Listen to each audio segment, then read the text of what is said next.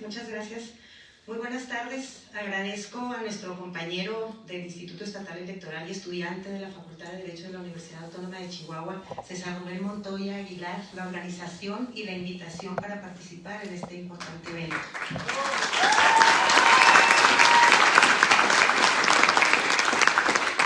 De la misma manera agradezco a las autoridades de esta facultad por permitirnos o por facilitarnos este auditorio para el desarrollo de este conversatorio tan relevante. Saludo con mucho gusto a todos quienes nos acompañan de manera presencial y a las personas que nos siguen también por las diferentes redes sociales, especialmente a quienes forman parte de la comunidad universitaria por su permanente interés por todas las cuestiones relativas al desarrollo de la cultura democrática de nuestro estado y de nuestro país, y por supuesto pues a los medios de comunicación. Gracias, aprecio mucho el acompañamiento de todas y todos ustedes. Me honra mucho estar aquí. Esta es mi alma mater, compartiendo esta mesa con mis compañeros, el magistrado Julio César Merino Enríquez y el diputado del Congreso de la Unión, Gerardo Fernández Noroña. Bienvenido a nuestro estado grande, al estado de Chihuahua. Le deseo una feliz estancia y espero que esté recibiendo el trato hospitalario que nos caracteriza a los chihuahuenses y que, pues, por supuesto, desee volver en un futuro próximo. Bueno, pues en esta ocasión el tema que nos reúne es un tema trascendental para el país y para todas las entidades federativas que lo conforman. La tan llevada y traída reforma electoral. Lo escuchamos o lo vemos a diario en los medios de comunicación tradicionales como son la radio y la televisión, así como también en las redes sociales. Incluso afortunadamente es tema de charlas en familia o entre amigos, y esto en conjunto pues nos muestra del interés que representa para la ciudadanía, y que se tenga la opinión que se tenga al respecto pues genera que todos estemos de alguna manera informados. Ahora, como sucede con todo, pues no siempre es fácil estar bien informados. En los últimos años se han presentado ante el Congreso de la Unión más de 100 iniciativas en materia político-electoral. No obstante, por su relevancia, debe prestarse especial atención a la iniciativa presentada por el presidente de la República a finales de abril de este año. En su análisis, pues, se han llevado a cabo múltiples foros, tanto en la sede legislativa como en el ámbito académico y periodístico, y precisamente la última semana de octubre pasado pues iniciaron los trabajos y estudios para presentar esta única propuesta que finalmente ayer se dio a conocer y que gira en torno a esta propuesta de reforma constitucional. Entre los temas importantes de la propuesta del Ejecutivo encontramos los siguientes, que es suprimir el Instituto Nacional Electoral y crear este Instituto Nacional de Elecciones y Consultas. Reducir el número y la duración de las consejerías que conforman el Consejo General del INE, pasando de 11 integrantes a 7, y que durarán en su encargo por 6 años improrrogables. En un cambio de paradigma se propone la elección popular de consejeros y magistrados, consejeras y magistradas electorales para su designación. Centralizar la organización de las elecciones federales y estatales en este nuevo Instituto Nacional de Elecciones y Consultas, con la consecuente desaparición de los institutos estatales electorales locales o los llamados OPLES, al igual que los tribunales electorales de los estados. Reducir también el tamaño del Senado de 128 a 96 integrantes y que todos ellos además sean electos a través de la representación proporcional, con base en listas estatales provistas por los partidos. Reducir también la Cámara de Diputados de 500 a 300 integrantes y elegir a todos también mediante un sistema de representación proporcional con base en estas listas estatales de los partidos. Reducir el número de integrantes de las legislaturas locales con base en este criterio poblacional. Reducir el número de regidurías municipales y concejales de alcaldías por criterio poblacional.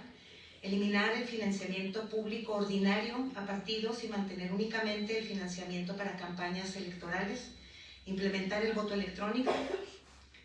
Considerar la propaganda gubernamental únicamente la contratada con recursos públicos. Reducir minutos diarios para promocionales de partidos y de autoridades electorales por cada estación de radio y televisión durante los procesos electorales, así como disminuir el umbral de participación ciudadana para que la revocación de mandato sea vinculante a un 33%, actualmente es el 40%. Yo particularmente, como ya lo anticipé, quisiera referirme a dos de los temas relativo precisamente a las instituciones electorales locales, específicamente a las autoridades locales administrativas y al régimen de partidos políticos. Como pudieron deducir de la amable presentación inicial, pues yo actualmente presido el órgano estatal electoral en materia administrativa, el Instituto Estatal Electoral del Estado. Este instituto, que fue creado a través de una reforma constitucional en septiembre de 1997, es decir, recién cumplimos 25 años, y es un honor formar parte de esta historia. Una historia que evidencia la participación política de la ciudadanía chihuahuense. Bajo la organización de elecciones por parte del Instituto Estatal Electoral, 9 ordinarias y 2 extraordinarias, ha habido un sinnúmero de alternancias. Desde 2004 ha desarrollado tecnología en materia de voto electrónico. Esta universidad, esta facultad, ha recurrido al instituto para utilizar las urnas electrónicas en las elecciones de sociedades de alumnos o de consejerías universitarias y técnicas. El instituto ha realizado también un plebiscito y en fechas recientes 2 consultas, la consulta pública en materia ambiental, esto es para la Sierra El Nombre de Dios, y la última en colaboración con el Congreso del Estado de Niñas, Niños y Adolescentes en el marco de la reforma constitucional que actualmente se está llevando a cabo en el Estado. La creación y el desarrollo de esta institución, como igualmente lo ha sido en las otras 31 entidades de nuestro país, tiene base en los cimientos del sistema federal establecido en la Constitución General. Este punto es muy importante que lo tengamos en cuenta, pues aún y cuando con motivo de la reforma constitucional del 2013-2014, la organización de elecciones se configuró bajo este esquema o sistema nacional donde el INE realiza también funciones respecto de las elecciones locales, la responsabilidad legal y política de la organización y vigencia de dichos procesos le corresponde a la autoridad electoral local, estatal. Es decir, los institutos estatales locales representan esta expresión del federalismo que se traduce esencialmente en la idea fundacional de que los estados tengan sus propias autoridades para todo lo relacionado a su régimen interior, entre estas las encargadas de la renovación de la representación popular estatal, idea que expresa parte de la soberanía local. Así, la idea de suprimir a las autoridades administrativas y jurisdiccionales electorales locales implica mermar el federalismo, pues el texto de la iniciativa propone que los estados dejen de emitir su ley electoral, de contar con autoridades electorales propias y que queden sin facultades para determinar el número de diputaciones y regidurías de sus órganos legislativos y de gobierno. Esto es, la propuesta de reforma deja a las entidades del país sin la posibilidad y sin la libertad de definir, regular y administrar su vida política local, lo cual pues es lamentable. Ahora, buena parte de la justificación para llevar a cabo la reforma se basa en el aspecto económico, que las elecciones salen muy caras. Y sí, el costo de las elecciones es elevado, pero tiene que ver por una parte con haberse creado el Sistema Nacional Electoral que homologa la organización de elecciones en todo el país con cargos federales y estatales, y por otra parte por la idea que subyace a toda elección, que es la desconfianza. Esta desconfianza de los actores políticos respecto del otro, ya sea que se trate de otro contendiente en la elección, del gobierno, del árbitro electoral, de la propia ciudadanía. Ello ha generado que contemos en esta materia con uno de los sistemas normativos más desarrollados, pero también más complejos, y todo ello implica costos. Costos que se han materializado en profesionalización y especialización de las servidoras y los servidores que se dedican a la organización de elecciones, así como en el desarrollo de sistemas y programas de cómputo, documentación infalsificable, material que garantice la secrecía del voto, entre muchos otros temas. Pero aquí, una cuestión relevante, por poner un ejemplo, el presupuesto del Instituto Estatal Electoral de Chihuahua para este año 2020, según el proyecto presentado, el de operación propia del órgano, esto es descontando las prerrogativas de los partidos políticos, representa apenas el 0.19% del total del presupuesto estatal. ¿Qué se puede decir al respecto? Pues que el costo del órgano electoral no representa un impacto presupuestal significativo comparado con la tarea que realiza y la contribución a la paz social que esta y otras autoridades electorales brindan en el desarrollo de su función. apegados al marco legal que ha ido desarrollándose a lo largo de 3 décadas. Pero algo debe aclararse: las elecciones locales se tienen que seguir organizando, por lo que el costo de las autoridades electorales de los estados lo tendría que asumir la autoridad nacional. El gasto público en elecciones se tendría que seguir realizando, por lo tanto, realmente no habría un ahorro importante. Luego, la desaparición de las autoridades locales, al disminuir el sistema federal, tendría como consecuencia la obvia centralización de la organización de las elecciones. Y se propone que en los estados se instalen órganos temporales de la autoridad nacional únicamente durante los procesos electorales, lo que significaría echar por tierra la profesionalización y la especialización que se requiere precisamente para hacer frente al permanente velo de desconfianza de la ciudadanía. Y aquí debemos recordar una cosa más: la forma en que se realizan actualmente las elecciones mantiene a las autoridades encargadas de su organización bajo una buena percepción de la opinión pública.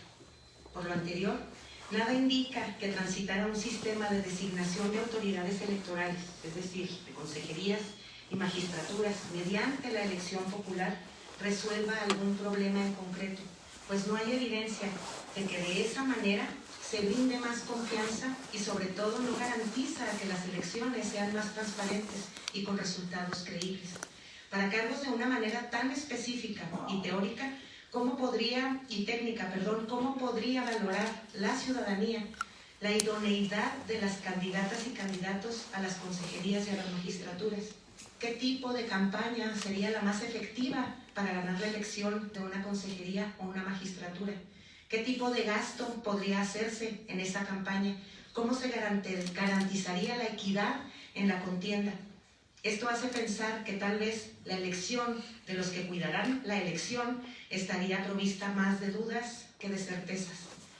Como se puede intuir, esta elección también tendría un costo. Estamos hablando de una elección nacional, así que no sería menor el monto de recursos a destinar cada 6 años para este fin, y no es un gasto que actualmente se realice.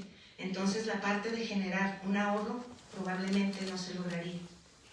Hasta ahí dejo las ideas respecto a las instituciones electorales. Ahora quiero aprovechar el tiempo que me queda para referirme a otra cuestión importante que viene de la propuesta de reforma y es concerniente a la suspensión del financiamiento público para las actividades ordinarias y permanentes de los partidos políticos.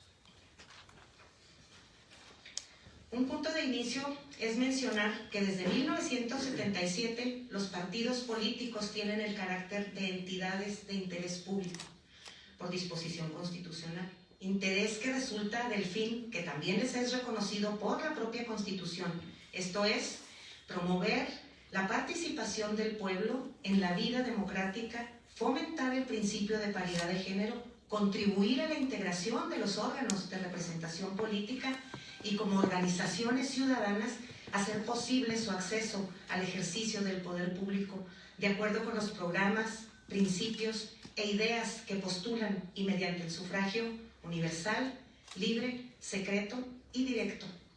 De hecho, cabe decir que entre los fines de las instituciones electorales, incluidas las locales, está la de fortalecer el régimen de partidos políticos.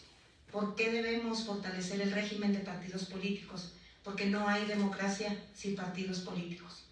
Porque representan medios de expresión de la ciudadanía y son el vehículo para que ciudadanas y ciudadanos, como ustedes, expresen sus ideales políticos y tengan la oportunidad de llevarlos a la práctica al acceder a los cargos de representación popular. En ese sentido, para que los partidos lleven a cabo tan elevada función, ¿qué se requiere? Se requieren recursos.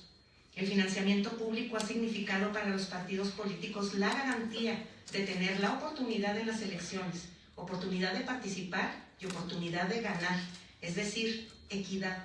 Sin embargo, sin esa garantía, indudablemente se aniquila la posibilidad de supervivencia de partidos de nueva creación o en proceso de crecimiento. Y recordemos, los partidos políticos son la voz de la ciudadanía. No es deseable entonces que se suprima el financiamiento público para actividades ordinarias de los partidos políticos. Se plantea que solo sean las cuotas de la militancia o aportaciones de simpatizantes que lo sostengan. Obviamente, ello implica un cambio de régimen grandes dificultades para subsistir y la posibilidad de fuentes de financiamiento de origen dudoso. Claro, como en todo, el sistema electoral debe revisarse el adecuado uso de los recursos públicos, incluso analizar si las fórmulas legales para fijar el monto de financiamiento en el contexto económico actual los hacen excesivos y, de serlo, reconfigurar. Pero eliminarlo, al igual que eliminar a las autoridades electorales locales, implicaría consecuencias que restan posibilidad de expresión ciudadana, pluralidad y soberanía popular. Por lo pronto dejaría hasta aquí mi participación para dar espacio tanto al diputado como al magistrado y, si queda tiempo, esbozar algunas ideas a manera de conclusión. Muchísimas gracias por su atención.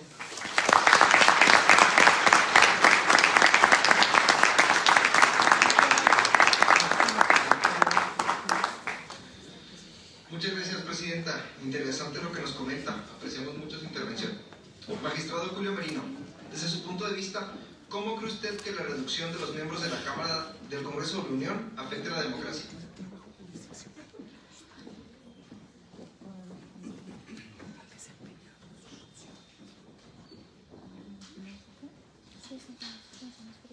Muy buenas tardes, tengan todas y todos.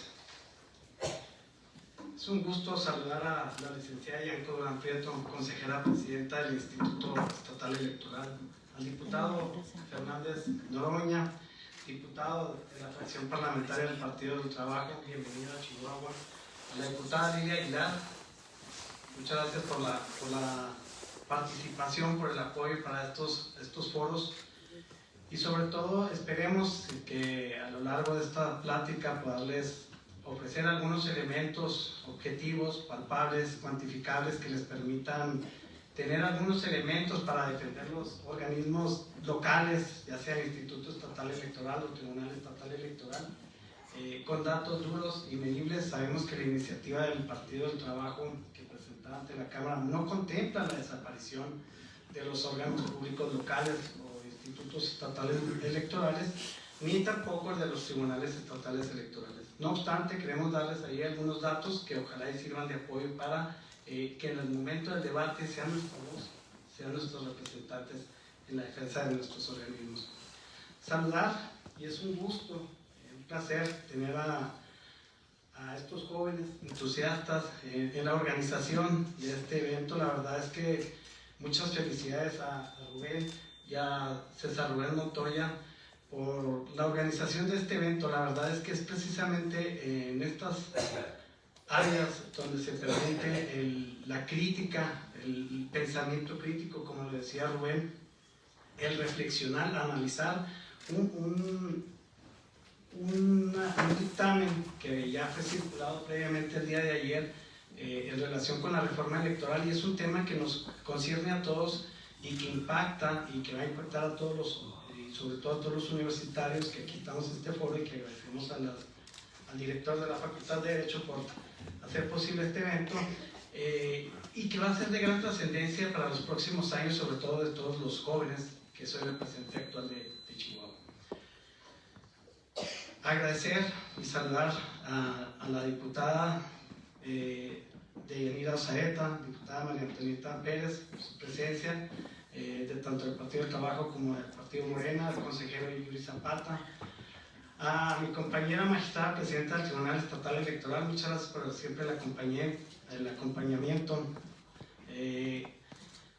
a América Aguilar, al licenciado Rubén Aguilar, representantes del Partido del Trabajo, coordinadores del Partido del Trabajo, ya sea a nivel local o a nivel nacional. Muchas gracias por el acompañamiento.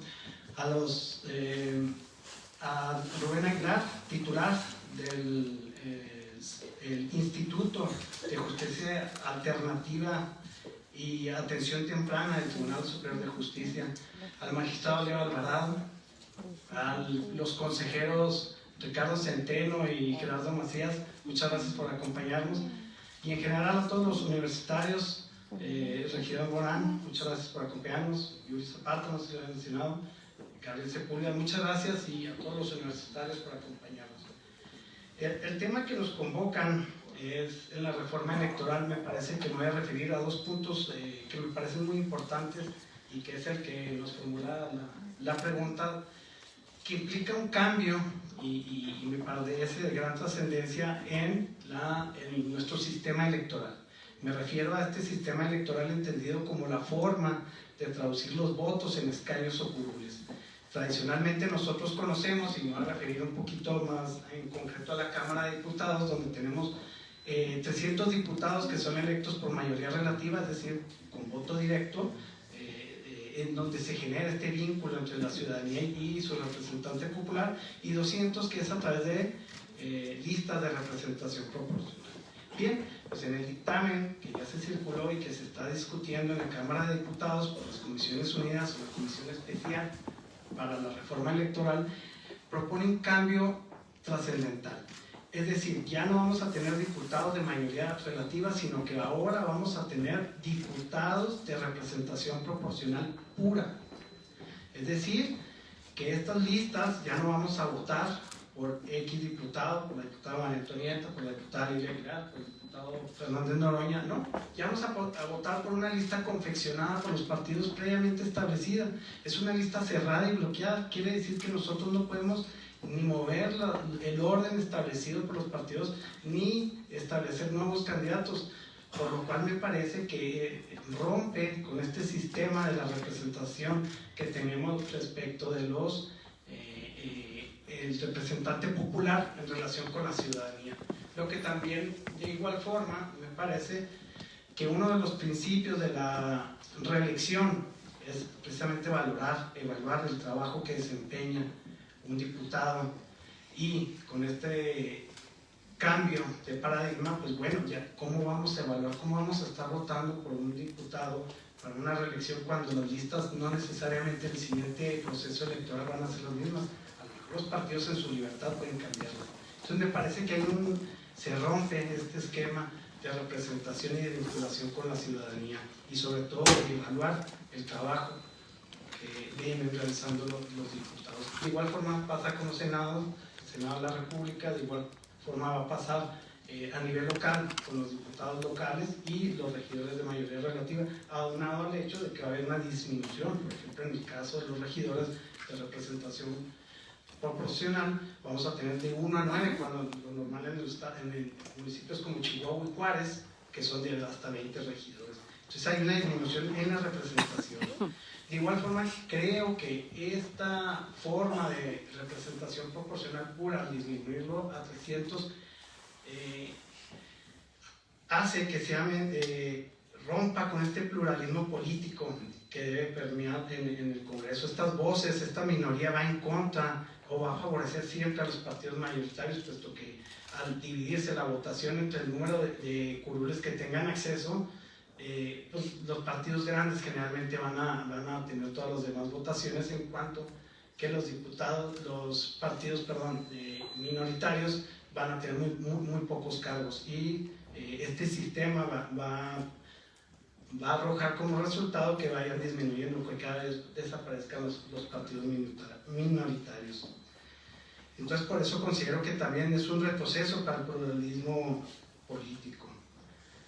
Por otro lado, cambiando y aprovechando un poco el tema, quiero expresar un poco de la iniciativa. El dictamen habla de la desaparición de los órganos jurisdiccionales locales, los tribunales estatales electorales.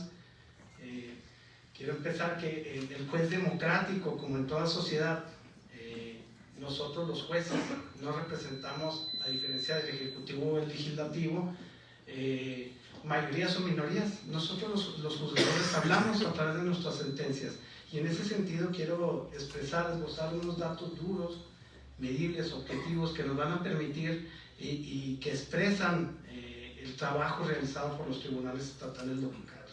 Me refiero al pasado proceso electoral, donde de total de número de expedientes que recibió el Tribunal Estatal Electoral fueron de 549 expedientes. De estos 549, 110 fueron impugnados. Del total de todos los expedientes tramitados en el Tribunal Estatal Electoral, 9 fueron revocados, lo que nos arroja un índice de efectividad del 98%. ¿Esto qué quiere decir?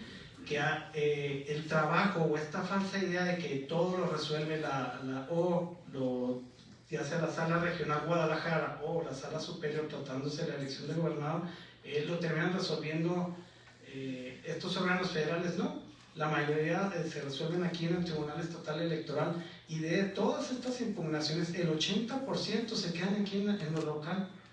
Y es por eso que creemos que el eliminar los tribunales estatales electorales va a implicar que el trabajo se triplique, se duplique en los órganos federales.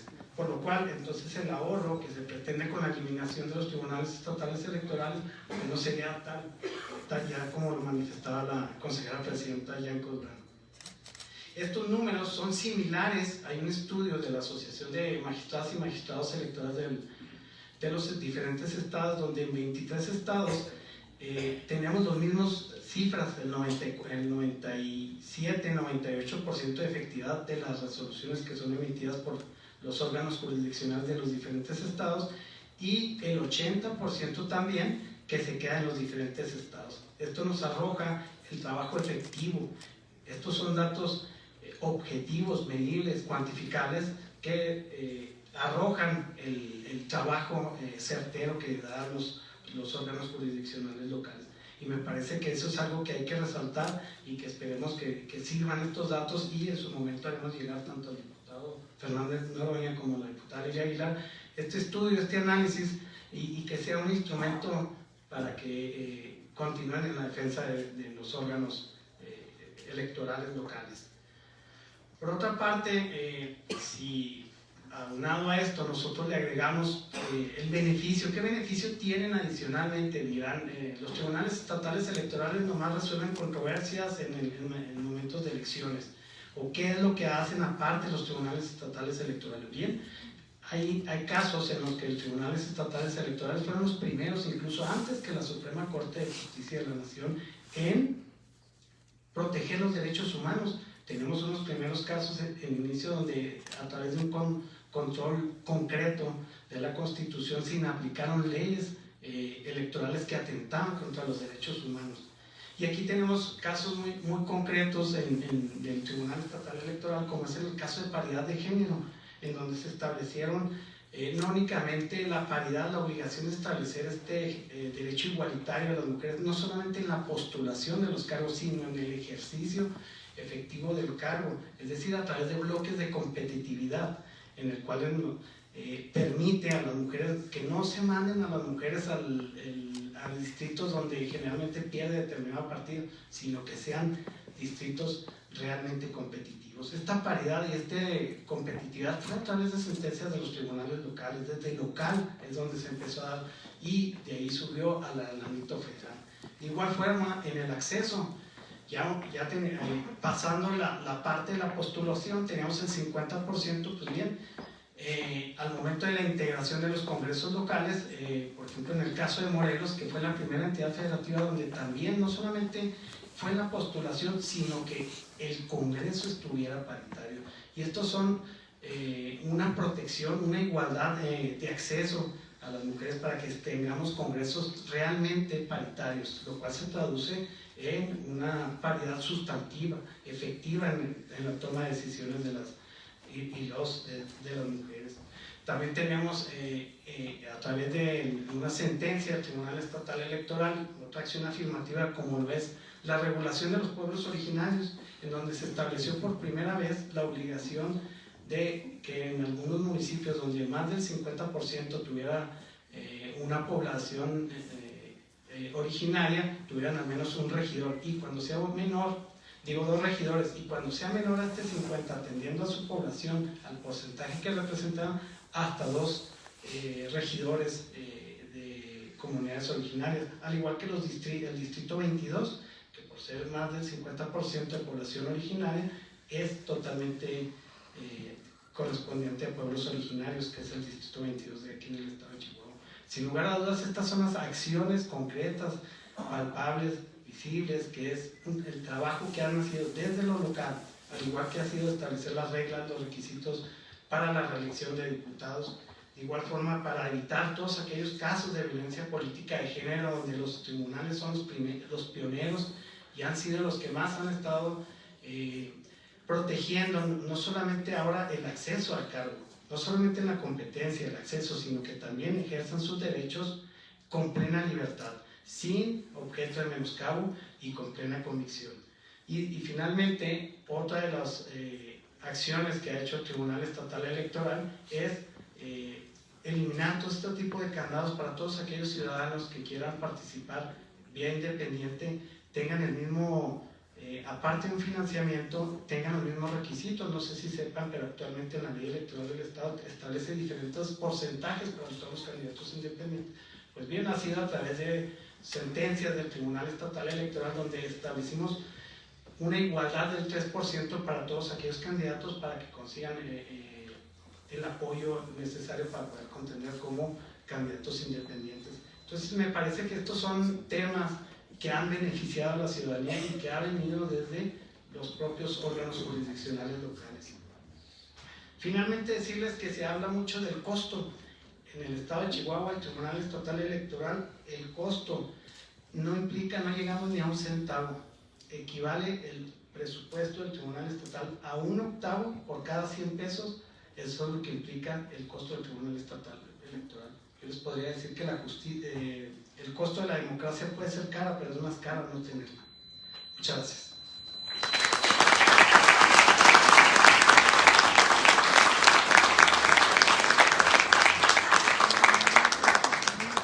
Muchas gracias, magistrado. Definitivamente aportaciones importantes a la mesa. Diputado Fernández Noroña, en caso de que esta reforma sea efectiva, ¿qué trascendencia tendría para México?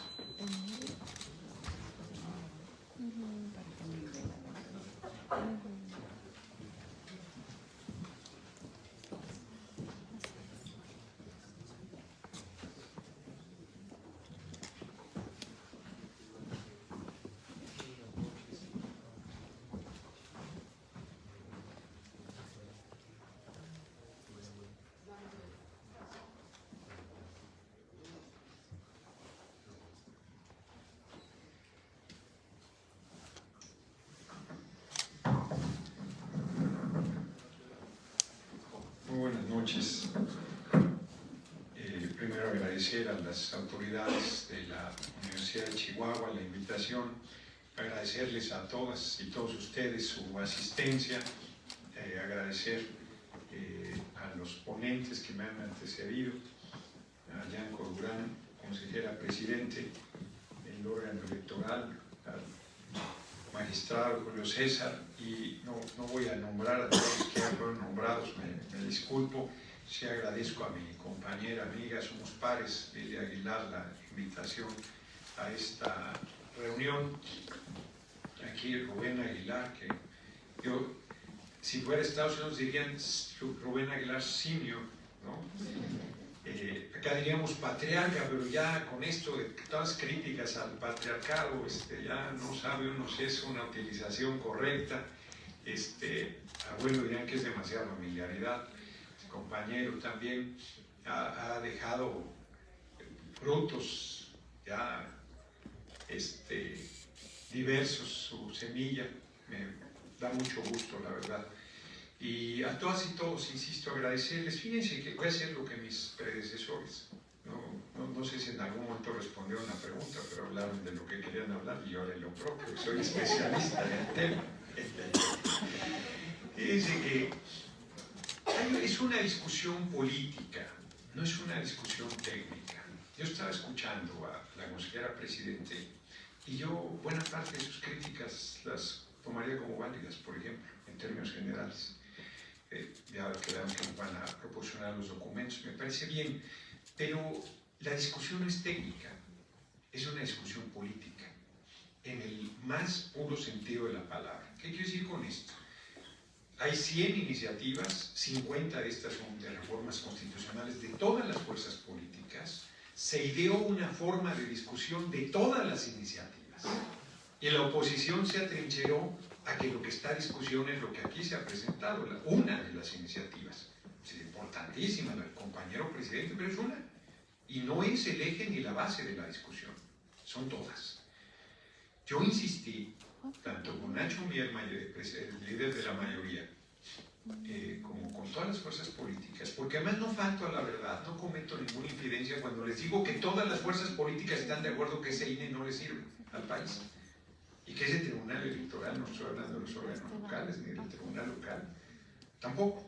El tribunal electoral, le puedo usar la federación, es una pandilla de canallas, venden sus sentencias, son atroces. Hay gente decente dentro del Tribunal Electoral Federal, por lo menos de la sala superior. Dentro del poder, seguro hay gente decente, como en todos lados, como en todos lados. El INE se ha quedado marcado por Lorenzo Córdoba y Ciro Murayama. Es que es un escándalo su actitud. No son árbitros vendidos, ojalá. Son jugadores del otro equipo, son pugnaces en contra de nuestro movimiento. Entonces no estamos discutiendo estas cosas técnicas, sino estamos discutiendo esta posición política. Que yo les decía, a ver, en la reforma constitucional, ¿en qué estamos de acuerdo todas las fuerzas políticas? Aunque no se crea, hay un montón de temas donde estamos de acuerdo. Y por ahí deberíamos empezar. Luego, donde tenemos posiciones cercanas, acercarlas si podemos concretarlas. Y donde no estamos de acuerdo, pues no estamos de acuerdo. Y ahí no hay reforma constitucional porque necesitamos a la oposición para una reforma constitucional. Somos mayoría, pero no somos mayoría calificada. Este es el método que deberíamos haber caminado y que más o menos estaba tratando de organizarse hasta que se dio la movilización del 13 de noviembre. Y entonces la movilización del 13 de noviembre, bajo mentiras, bajo premisas falsas, rompió toda posibilidad de acuerdo. Porque hoy la oposición está obligada a votar en contra, porque solo se discutirá la reforma del compañero presidente, y nosotros estamos obligados a votar a favor. Sería suicida que votáramos en contra. No decidir de su voto, porque yo sostengo que sería suicida votar en contra de la reforma constitucional presentada por el compañero presidente. Fíjense, yo por ejemplo compartiría que no puede ser el dinero el que determine las decisiones políticas. Las políticas de austeridad tienen que realizarse. Eso es una cosa correcta. Que nadie gane más que el presidente, o está en la Constitución, eso ni siquiera debería discutirse. Y a los consejeros del órgano electoral les revale bolillo ganar más que el presidente.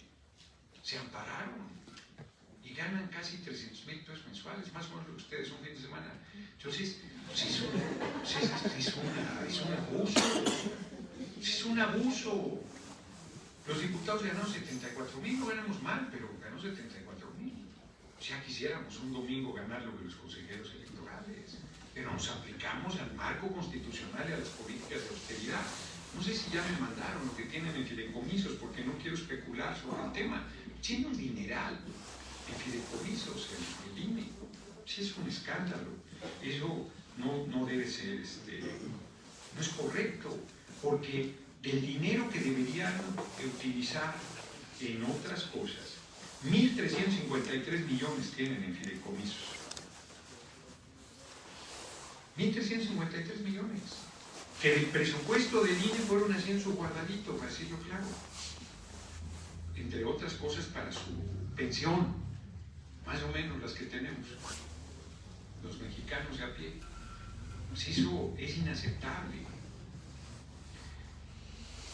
Entonces, se deben aplicar las políticas de austeridad, que no están, ¿no? Porque no importa, pues claro, la Cámara vale 1/1000 del presupuesto nacional, creo.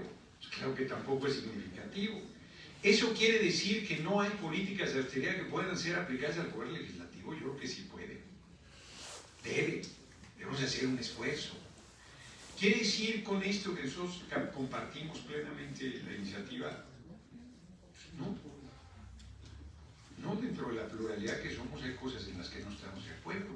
La Cámara de Diputados no aumenta a sus miembros desde 1985, creo, que éramos 80 y pico de millones. Hoy somos 130 y se quiere disminuir en 1/3.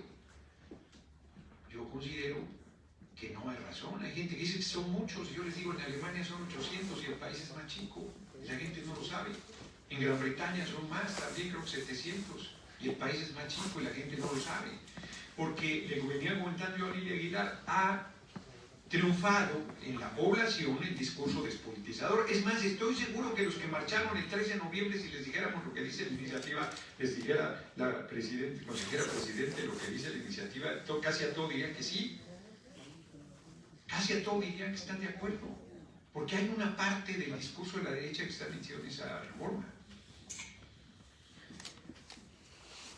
Yo, por ejemplo, bueno, se habla de la desaparición de los pluris y la gente aplaude de pie, y es cierto que todos serán de representación proporcional, los 300 diputados, y no es representación proporcional pura, porque esta crítica que hace nuestro compañero magistrado yo no la comparto, y los diputados de mayoría tienen más cercanía con la gente se queja de que no vuelve uno nunca, porque es bien difícil estar atendiendo las cosas de la Cámara, estar atendiendo tu distrito, además la ciudadanía piensa que el diputado tiene que andar tapando baches y consiguiendo alumbrado y viendo el tema del agua y todo una serie de cosas que le corresponden al alcalde y al gobierno del estado, ¿no?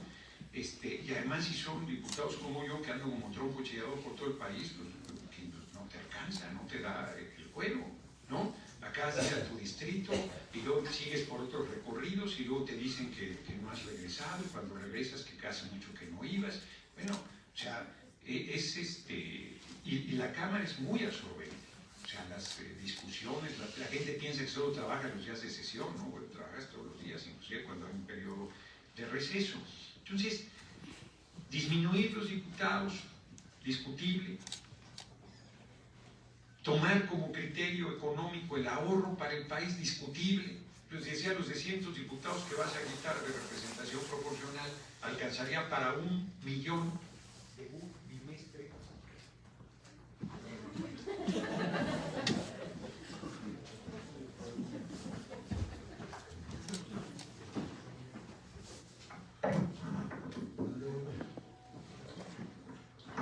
Allá en el Congreso, los paneaguados se la pasan interrumpiéndome para meterme al río. Aquí se me hace que me mandaron un micrófono paneaguado, se corta de manera inmediata, así ya. Entonces, yo estaría en la idea de una lista nacional de representación proporcional pura. Tienes el 1% de votación, tienes el 1% de diputados, tienes el 3, tienes el 50, el 50. Es lo que por la izquierda ha luchado toda la vida. Los 300 de representación proporcional son un avance, es menos injusta la distribución, pero sigue siendo injusta.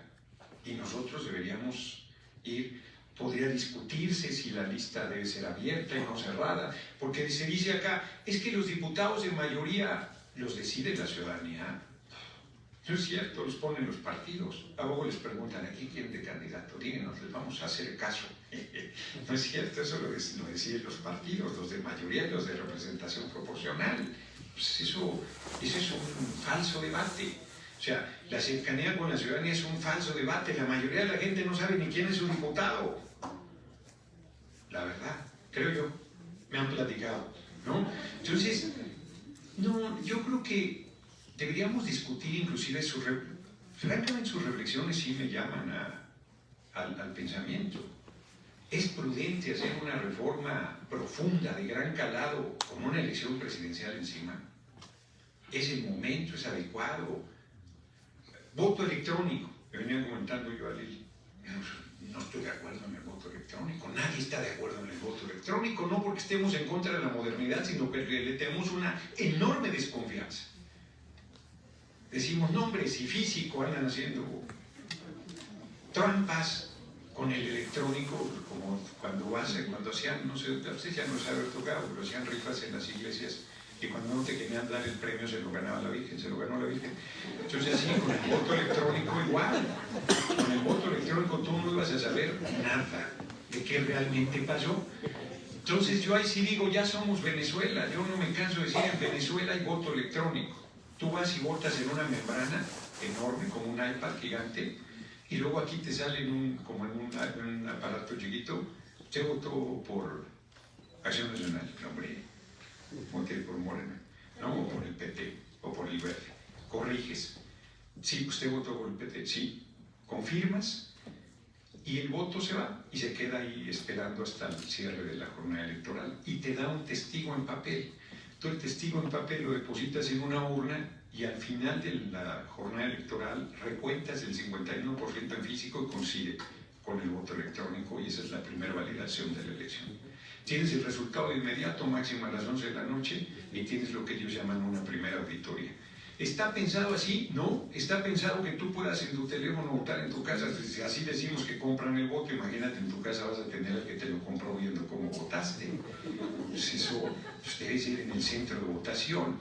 Entonces, podría ir argumentando una serie de diferencias que pueden existir con el tema de la reforma presentada con el compañero presidente, y ya estoy viendo cómo estamos transmitiendo en vivo, traidor, porque cualquier diferencia que puedas mantener con su compañero presidente es tomada como pecado mortal, pero es parte de la discusión. Yo creo que hay que votar a favor, porque es una definición política de nuestro movimiento, que el domingo también va a ser una manifestación impresionante, no tengo duda de ello, frente a la oposición, que miente, que tergiversa, que intriga. A mí si yo oigo estos argumentos, oye, pues sí, efectivamente hay que ver. Antes había organismos electorales locales que controlaba el gobernador. Ahora hay organismos electorales estatales que los decidieron en esencia, así como Murayama y Lorenzo Córdoba. Salió peor, ¿no? Sí debes tener organismos electorales locales, yo creo que sí.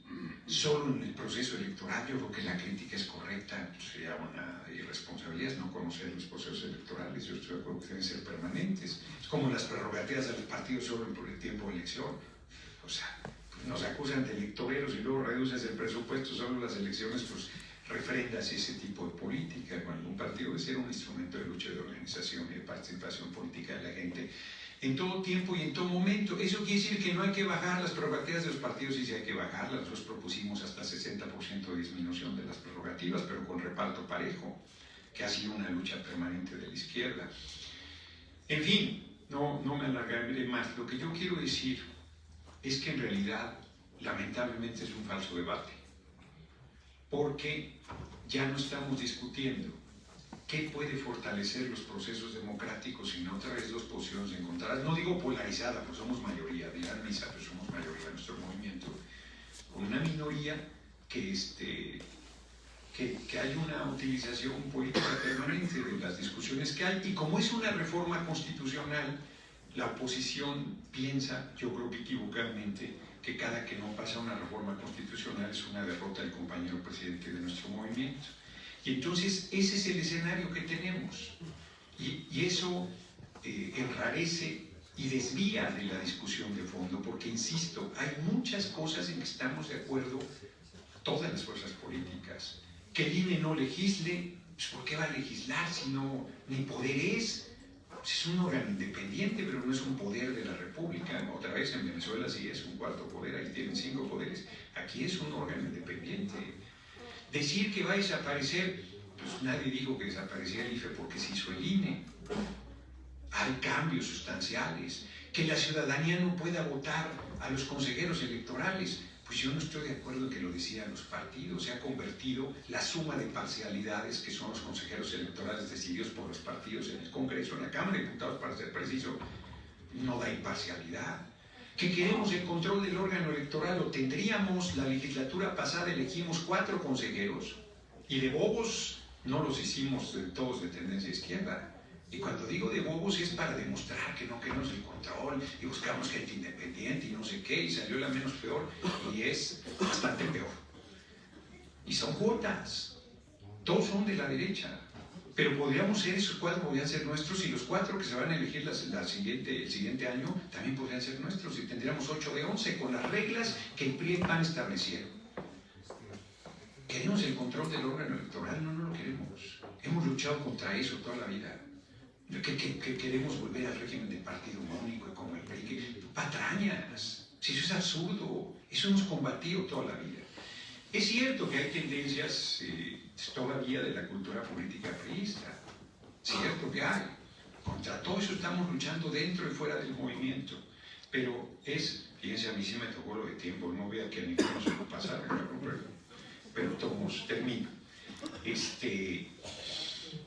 Entonces, yo creo que lo que va a suceder es que la próxima semana vamos a votar solamente la reforma constitucional presentada por el compañero presidente y que no va a tener la mayoría calificada y que la oposición va a salir a decir que ganó y nosotros vamos a salir a decir que no le hacen caso a la ciudadanía, que sí quiere la reforma y seguimos en la línea y no discutimos verdaderamente cambios al sistema democrático que fortalezca los procesos y creo que por ahí deberíamos ir. Cierro, yo creo que el nuevo gobierno,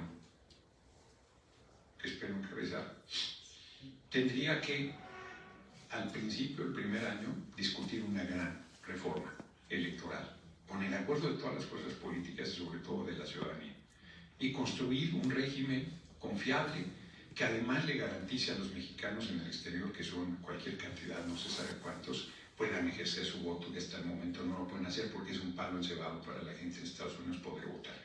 Yo cerraría diciendo que de verdad las reflexiones que aquí se presentaron me parecen importantes, que ojalá se pudiera dar un debate en ese sentido para verdaderamente encontrar puntos de coincidencia de acuerdo, pero que la lógica lamentablemente no va en esta línea. Ya dije terminar, no terminado, pero termino. Antes de salir para acá, la última información que había es que se iba a intentar una reforma constitucional con los puntos de acuerdo de todas las fuerzas políticas. Yo no veo ese ambiente ni ese ánimo después de toda esta discusión, el rumbo que ha tomado sobre todo a partir del 13 de noviembre. Muchas gracias por su atención.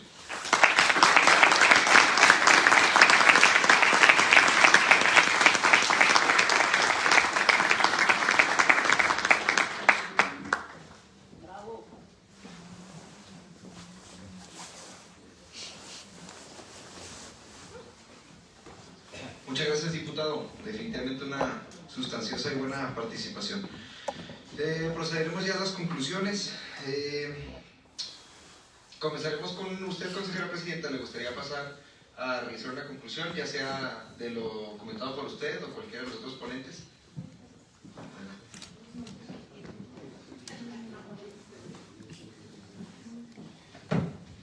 Bueno, pues yo quisiera cerrar mi participación en este conversatorio retomando algunas ideas de lo que ya expuse anteriormente. Y es que ante la discusión de esta reforma político-electoral que propone extinguir particularmente a los institutos electorales de todo el país, pues los órganos públicos locales electorales de las 32 entidades hemos sumado esfuerzos para hacer patente las implicaciones de su desaparición, así como de los cambios que proponen disminuir pues, las capacidades del sistema electoral en las entidades de la República y la vida política local.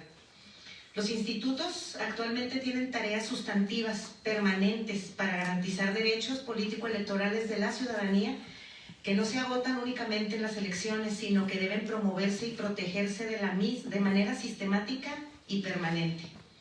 Los institutos electorales de los estados tienen a su cargo, fuera del proceso electoral, la educación cívica, la promoción de la participación ciudadana, la preparación, el desarrollo, los cómputos de los mecanismos de participación ciudadana, el registro de partidos políticos locales y de agrupaciones políticas estatales, el financiamiento a los partidos políticos, la implementación, y esto es muy importante, de medidas para atender, sancionar y erradicar la violencia política en contra de las mujeres, la realización de consultas indígenas para el cambio de régimen a usos y costumbres o bien para la administración directa de los recursos públicos que les corresponden.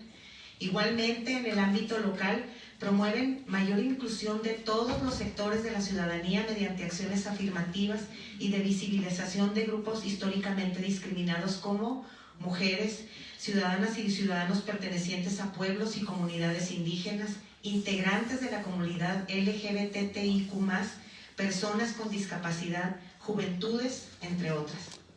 La ciudadanía debe estar consciente de que es importante para la vida democrática del Estado contar con sus propias instituciones electorales a las que pueda acercarse sin ninguna dificultad y que cuenten con el contexto y la sensibilidad de la realidad local. Las autoridades electorales de las 32 entidades dentro del sistema electoral mexicano han garantizado su función esencial, que es la organización de elecciones legales, genuinas, universales, periódicas y competidas, que han posibilitado la transición pacífica de los poderes públicos electos por voto popular en todo el país y a todo nivel, y con ello garantizando la estabilidad política de toda la nación. La existencia y funcionamiento de los institutos electorales de los estados no afecta el sano desarrollo de las elecciones, sino que lo han propiciado. No obstaculiza los derechos político-electorales, más bien los ha protegido, y tampoco disminuye la calidad de la democracia de su estado, sino que la promueve. Es importante recordar y defender las lecciones y aprendizaje que la historia nos ha dejado para no regresar a lo que también la historia nos llama a no repetir. Agradezco muchísimo su atención y su acompañamiento el día de hoy. Gracias.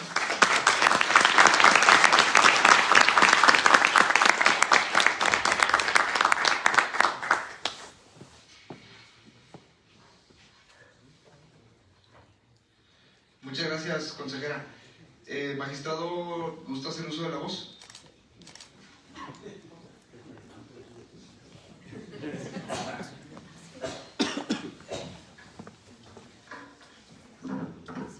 Muy brevemente, a manera de conclusión, señalar que, contrario a lo que señala el diputado Fernández Noroña, yo sí estoy a favor de los medios electrónicos para la votación como una forma, como una alternativa para disminuir los costos en la realización de las elecciones. Si bien es cierto, estamos hablando de dos formas. Una cuestión es el voto electrónico, que ese lo podemos hacer a través de una tablet, desde la comodidad de la casa, o bien en el celular, o en una computadora, en donde a través de la identidad de datos biométricos se habilita una papeleta electrónica y uno emite su voto. Pero también existen otros medios como la urna electrónica. Déjenme contarles, o les recuerdo que en el 2019 aquí el Instituto Estatal Electoral llevó a cabo a través de urna electrónica el plebiscito sobre el alumbrado público, y la verdad es que fue muy exitoso, y para las 8 de la noche, 9 de la noche, si no mal recuerdo, ya teníamos resultados y no hubo ni una consecuencia después de realizar la jornada electoral.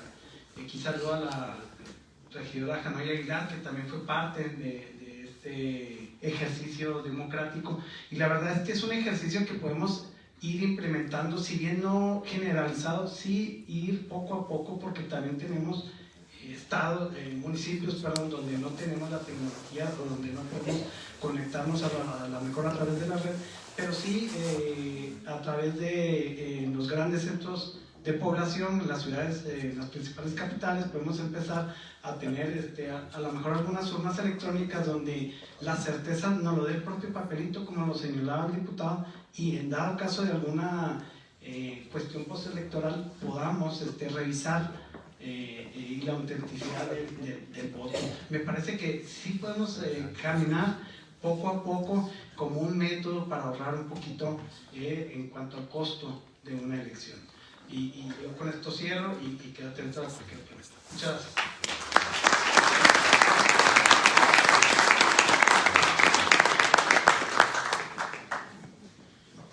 Muchas gracias, magistrado, por su conclusión. Diputado Fernández Noroña, ni para qué me pregunta, ¿no?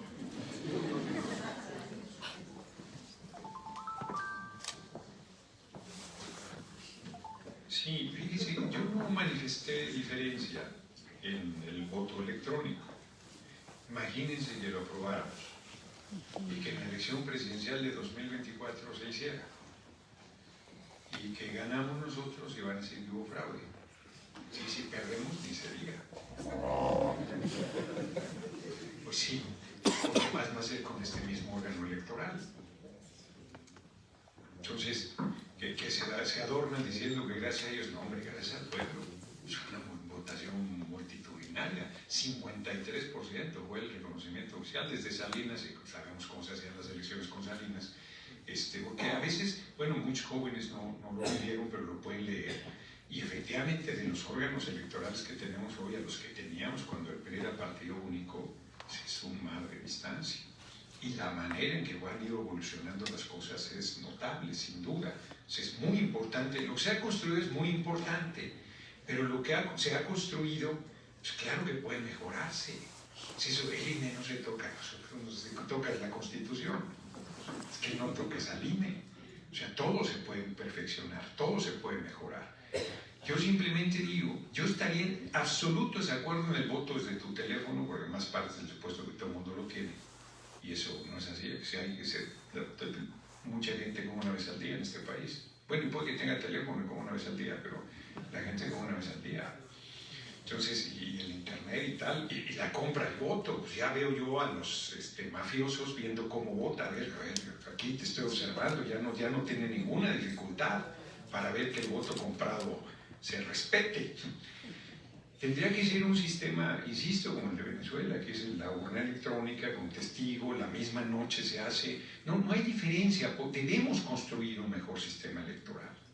Debemos construir un mejor sistema electoral.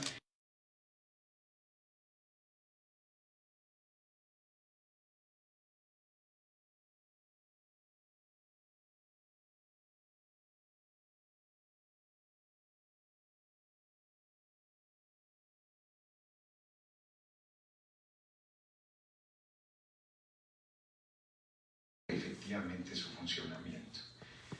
Porque yo no conozco el funcionamiento de los órganos locales, que en términos generales yo creo que ha de ser correcto, no porque esté en ellos, pero creo que en términos generales es así. Pero conozco el del Tribunal Electoral del Poder Judicial Federal, es infame.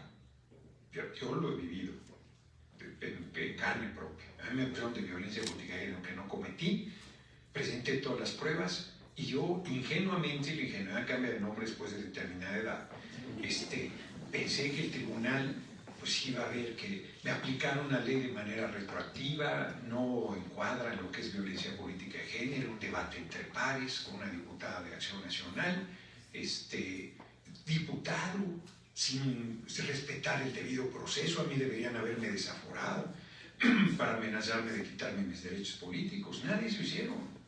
Y el Tribunal Electoral decidió sentenciarme y aplicarme una ley de manera retroactiva doble. La de violencia política que no existía cuando se dio el debate con esta diputada, ni tenía facultades en línea cuando se dio, fue en noviembre de un año y hasta abril entró esa facultad y hasta noviembre del año siguiente me sentenciaron. Y el Tribunal Electoral inclusive me amenazó de meterme en el padrón cuando esa era todavía más nueva la legislación. O sea, atropello tras atropello tras atropello. Y me han platicado que venden sus sentencias. Entonces, pues eso es terrible. Y bueno, no lo digo yo, los magistrados del Tribunal Electoral se acusan entre ellos, del federal, de corrupción y tienen razón. Pues de eso estamos hablando. Entonces, sí hay necesidad de reforma electoral, sí hay necesidad de cambiar los tribunales, sí hay necesidad de revisar los órganos electorales, sí hay necesidad de revisar el funcionamiento de los partidos, su transparencia, el Congreso, su tamaño, su desarrollo. Todo eso hay necesidad. ¿Se podrá hacer en esta ocasión? Yo creo que no. Yo creo que va a ser bien poco. Vamos a acabar una ley secundaria, reformas a la ley secundaria, y miente otra vez la oposición, y con eso termino, cuando dice que nosotros vamos a hacer lo que ellos hacían, violar la Constitución a través de cambios a las leyes secundarias. Nosotros vamos a llegar hasta donde la ley secundaria nos da, y los cambios, por lo tanto, serán menores y quedará en esencia el sistema electoral existente, por lo menos a la elección de 2024. Yo reitero que creo que el nuevo gobierno debería abrir una discusión en los primeros 2 años.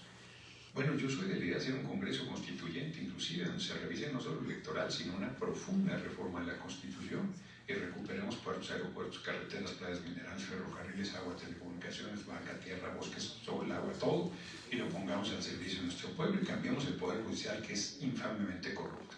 Pero esas son ideas que yo tengo. Vamos a ver qué pasa, porque, y cierro con ello, dentro del propio movimiento pues hay diferencias y es difícil. Yo sostengo Morena y PT y Morena somos hermanitos, pero Caín y Abel también eran hermanitos, entonces no es fácil la relación. Y finalmente, en política, que la gente piensa que es una profesión muy pachangona, es muy dura, es una profesión muy difícil. Le decía Winston Churchill, hay 3 tipos de enemigos: los enemigos a secas, los enemigos a muerte y los compañeros de partido. Entonces, todo eso le da un nivel de dificultad mayor todavía, es los procesamientos propios de la coalición Morena-PT-Verde, los procesamientos con la oposición y luego con la propia ciudadanía, que no es cosa menor. Pero bueno, yo creo que a mí me ha resultado muy, muy enriquecedor este intercambio, y reitero mi agradecimiento a ustedes por su asistencia, a las autoridades, y no sé si todavía van a abrir o ya nos vamos a... Si habrá preguntas todavía, bueno, pues entonces todavía tendremos una última oportunidad. Muchas gracias.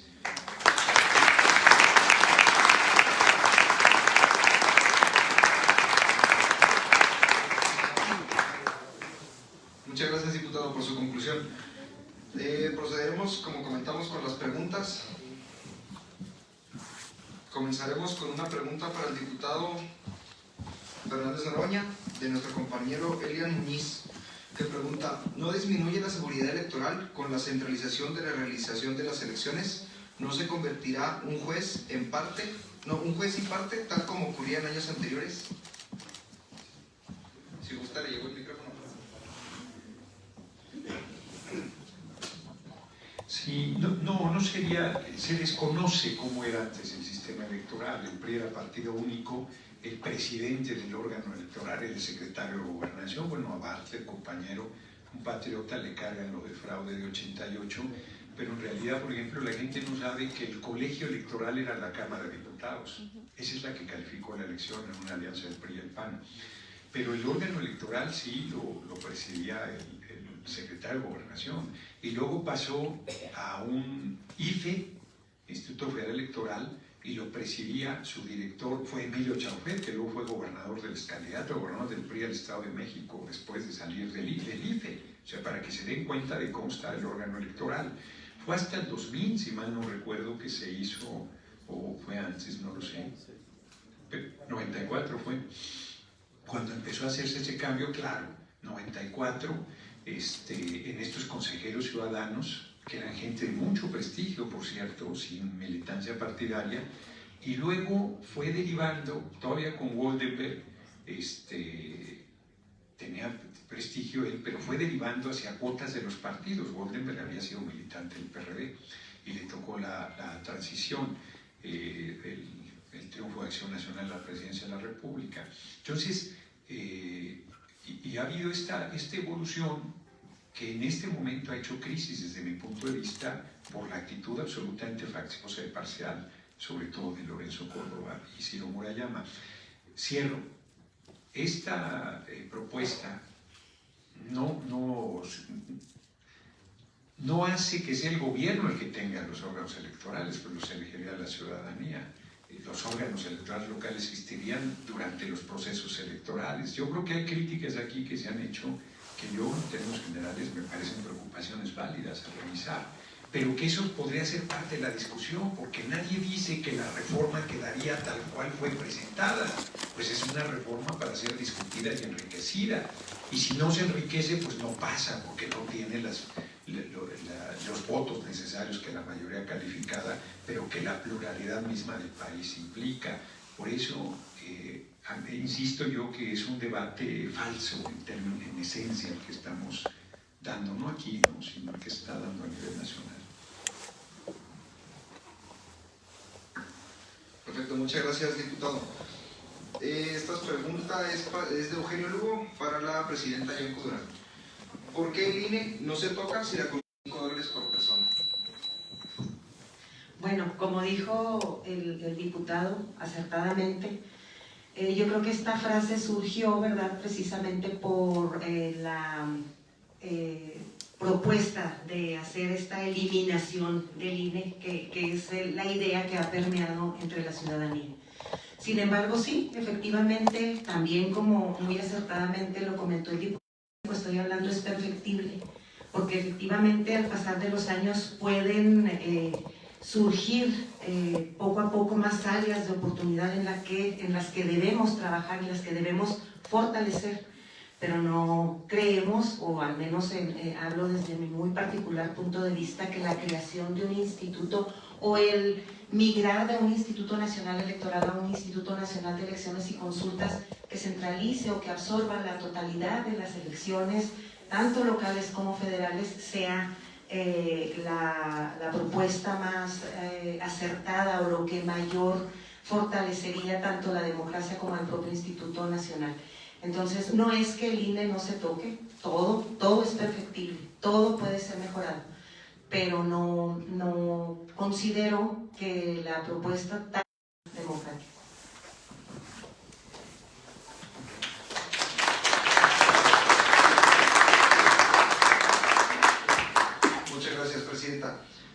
Esta siguiente pregunta es para los tres ponentes, del compañero Patricio Rodríguez. ¿Qué propuestas contempla esta reforma en el tema de los pueblos originarios para garantizar su participación y evitar que los lugares que por ley les corresponden sean ocupados por personas ajenas a nuestros pueblos, como es el caso hoy en el Distrito 22 local?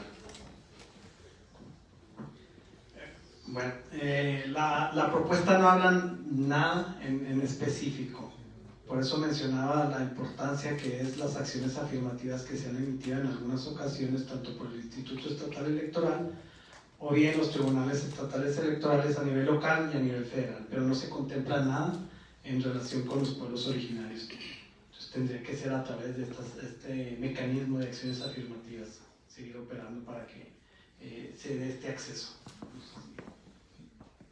Sí, tengo la impresión, porque no solo en acciones afirmativas en materia indígena, sino en acciones afirmativas en general, y que sería uno de los temas que tendríamos que incluir, porque, miren, el INE ha estado legislando en en materia de acciones afirmativas, pues no es poder legislativo, eso nos toca a nosotros. Bueno, legisló nuestra reelección, ante una omisión nuestra y una solución tardía, pero acabó imponiendo. Y luego ya van planteando con esto de correcto, la igualdad y la igualdad sustantiva, pero ya Coahuila me parece que es un estado que ya estaba en la idea de que si hoy es gobernador varón, dentro de 6 años a fuerza tiene que ser mujer, que a mí me parece incorrecto, a mí me parece violatorio del marco constitucional. Entonces, ese es un tema que tenemos que discutir, el tema de las acciones afirmativas, y si esta iniciativa no lo contiene, hay 50 más, o 49 más, que sí lo contenían, porque insisto que la discusión no era sobre la reforma constitucional enviada por el compañero presidente, sino sobre todo el paquete de reformas que todas las fuerzas políticas tenían, y en ese sentido se encaminaba la discusión. Hoy hemos vuelto otra vez a discutir solo la iniciativa del compañero presidente frente a la posición de la oposición de que ya no acepta una reforma constitucional en materia electoral, porque, insisto, el mensaje que quiere dar es que fue derrotado nuestro movimiento y el compañero presidente, particularmente al no aprobarse la reforma. Yo creo que en realidad lo que hacemos es siendo omisos a preocupaciones comunes que tenemos, como esta, por ejemplo, que debería legislarse.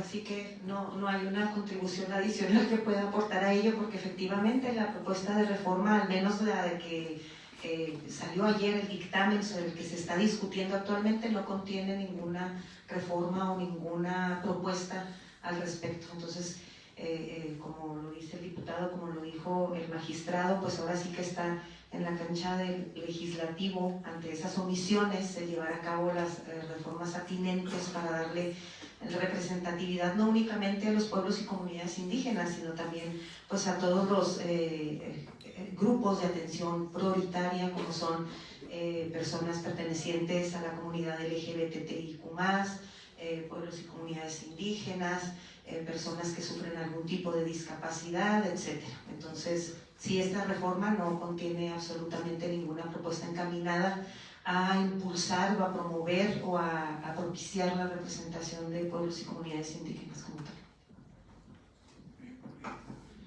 Muchas gracias, ponentes. Una última pregunta para el diputado Noroña. En caso de mi compañero Héctor, en caso de que no pasara la reforma electoral, ¿cuál es la alternativa siguiente? Bueno, fíjate que justo estaba buscando aquí mi acordeón que traía, pero iba yo a cometer una infidencia, así es que qué bueno que no lo encontré, sobre cuál es el siguiente paso que se daría al no aprobarse la reforma constitucional en materia electoral, que yo creo que ese va a ser el escenario, aunque la movilización del próximo domingo, que no es en respuesta al 13 de noviembre, pero se da dentro de este marco, porque cada 1 de diciembre estamos convocados al Zócalo, por el compañero presidente a su informe, va a ser muy muy fuerte, pero a pesar de eso no tenemos los votos suficientes, tenemos mayoría, pero no mayoría calificada. El PRI, que es con quien más se había logrado un acercamiento en materia de reforma electoral, pues se ha retrotraído después de la movilización del 13. Acción Nacional y el PRD había temas de coincidencia para una reforma constitucional en materia electoral, no estoy faltando a la verdad, y hasta el propio Movimiento Ciudadano podría coincidir en algunos aspectos, ¿no?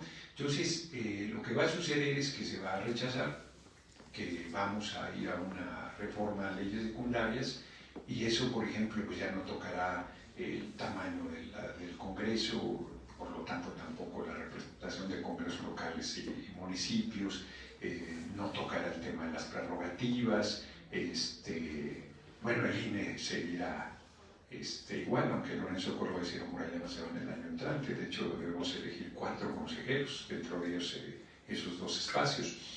Entonces, tendremos que avanzar en lo que las leyes secundarias nos dan, y creo que hay temas importantes que resolveremos, pero lamentablemente una reforma constitucional en materia electoral hoy, aquí y hasta ahora, se ve prácticamente imposible de realizar. Pues yo, aprovechando que me tocó la última pregunta, volvería a agradecer. De verdad, hace tiempo que no venía a Chihuahua, estoy muy contento de estar acá, y sobre todo que sea aquí en la Facultad de Derecho de la Universidad de Chihuahua. Muchísimas gracias por la invitación y por su asistencia.